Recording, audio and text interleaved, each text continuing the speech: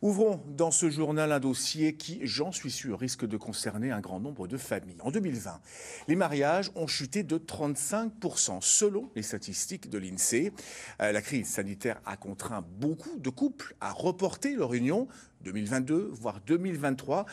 Il faut alors apprendre à se projeter et c'est loin d'être simple, d'autant que le confinement de ce samedi ne devrait pas arranger les choses. À Nancy, Aurélie Renard et Olivier Bouillon. Pour Marine, c'est un jour important.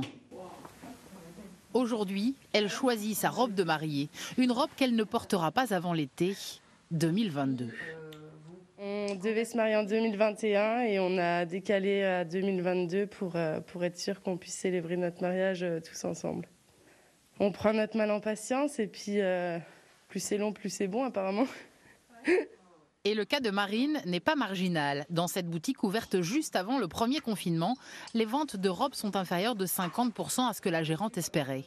En revanche, les demandes pour 2022, voire 2023, sont déjà nombreuses. Ça paraît dingue, mais je pense que les gens ont été surpris, sont peut-être un peu lassés aussi, parce que c'est épuisant.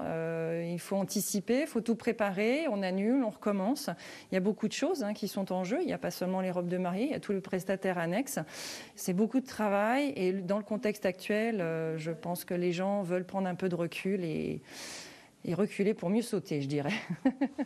À quelques mètres de là, une autre boutique, mais une même tendance. Il faut composer avec les reports et ce nouveau confinement. Oui, on fait comme on peut. Très bien, on se voit dans un mois alors.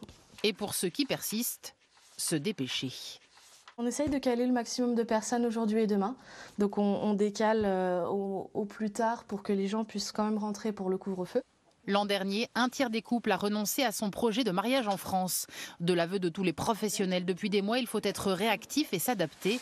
Espérer aussi un retour à la normale le plus rapidement possible, pour le meilleur et juste pour le meilleur.